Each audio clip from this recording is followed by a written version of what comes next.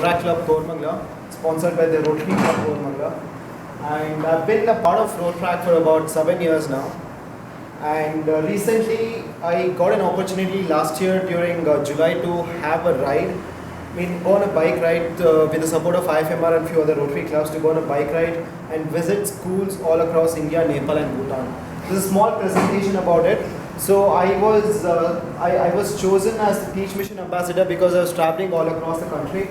And I was the Rotaract FMR. FMR is Fellowship of Motorcycling Rotaractors Chairman for this year 16-17. Next. So this is my bike, Royal Enfield 500cc. That's 2010 model. Next. I'll just give you a vague introduction of how the whole planning started. So this whole preparation time I had was only about 10 to 15 days, not more than that. So what we did was to make the route map, we bought a big map, physical map, and we calculated how many inches was between Bangalore to Chennai. It was about 2 inches on the map. So we saw which was the next destination for 2 inches, that's about 350 kilometers approximately. So that's how we chose each point of the traveling. So that's the whole list of 58 places which we shortlisted for my travel, and all the people across these places were pre-informed. Rotaractors and Rotarians were pre-informed that I'm visiting their place, and they really helped me a lot in hosting me with regards to stay and everything else. Next. So the plan was to visit 3 countries in 120 days, 20,000 kilometers, 58 pit stops with 10 services. Initial budget estimated was 1,30,000, and I was flagged off on the 17th of July 2016, and the return date was supposed to be 9th of November 2016.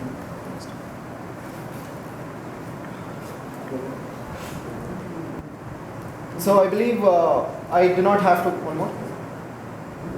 I do not have to explain about Teach. All the Rotarians already know about the Teach mission. So, this presentation was basically made to explain children across colleges and everyone, to make them understand the importance of teaching in schools. So this is a milestone achieved by RILM in the year 2016. So basically, I was visiting schools to check with the infrastructure. I had a basic survey form which was given by RILM, Mr. Rotarian Shekhar Mehta. I used to check the condition of infrastructure of the school and the kind of how many number of teachers was there according to the number of children in the school, and how many students were there. Actually, there's a lot of problem in government schools. According to books, there are about 100 kids, but physically there are only 30-40 kids present in the school. So that's something which I also used to look on to. And health and hygiene with regards to their sanitations, their toilets and other classrooms, sitting areas and everything else. And school management, this comes when and they run a temporary class, and that's a place where a Rotary club in Nepal, nearby to Kathmandu, they're building a new school to a school, new building to a school which was actually destroyed during the earthquake. Next. Back.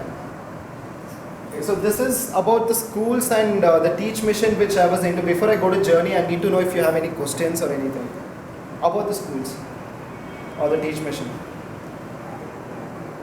We are meeting in Karnataka University. Sir? You are visited Yes, I visited a couple of schools in Mangalore, Mysore, Bangalore, and yeah, a lot of MOUs been signed by RILM. I think that's the right channel to go through if we need to penetrate something bigger, sir. The problem is maintaining the infrastructure. What has been doing to the next? And the teachers. Biggest problem Yeah, is teachers and Teachers are more infrastructure. responsible for keeping the students in the But ma'am, one thing I saw in government schools right now is teachers, old teachers as in usually before they used to be, Kannada used to be a proper language for teaching in government schools here. It's slowly changing. The trend is changing, and the new travel in, especially northeast, Bhutan, and towards those places, it's amazing. This is towards Nagaland and Manipur. Next. This is on my way to Bhutan. Next. This is in Manipur. That's Loktak Lake, India's largest lake, the Loktak Lake. Next. So this is how I find I could see the roads running through like this. I usually there's 3-4 hills. I'll be traveling on this hill. I can see the next hill and the road, and I know that I'll be traveling those roads. It's pretty exciting to see those kind of roads. How the roads were safe for the biking? Condition of the roads are pretty okay, especially when I look into Assam, Manipur, Agartala, Aizawl, the roads are not good. Otherwise, Arunachal Pradesh and the northern part of Assam, the roads are pretty okay. And again, the central India and North India and South India, the roads are pretty okay. Here and there, there's a small breakage or repair of the road happening. Otherwise, it's pretty good. Next. So this is in Shimla, and this is when I was having different rides other than my bike. Next. There's a Golden Temple, and I gave a small ride for my bike on the boat. This somewhere near Kerala when we had to cross a small stretch of water stream. Next. And the bad part of my journey was this happened when I was in Delhi. I slipped in the bathroom, and my toenail hit the bathroom door, and the nail came out completely. So it was It was 90% broken. So the doctor told he cannot pull it off because 10% is still there. And I had a tough time wearing my shoe for a week after that day. And one more good thing about this doctor is after he got to know I was in a ride for a cause, he did not charge me any service charge. Next. This was a small accident I been through when I was traveling to Chhattisgarh from Madhya Pradesh.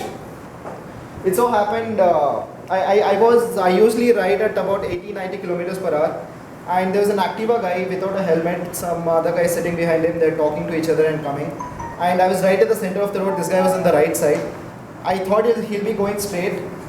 As soon as I came closer to him, he suddenly took a left turn because there's a marketplace or some road which goes left. He suddenly took a left turn. I hit brakes. I could not control. I slipped. I fell. And fortunately, I was wearing a helmet. But unfortunately, I had not clipped the helmet.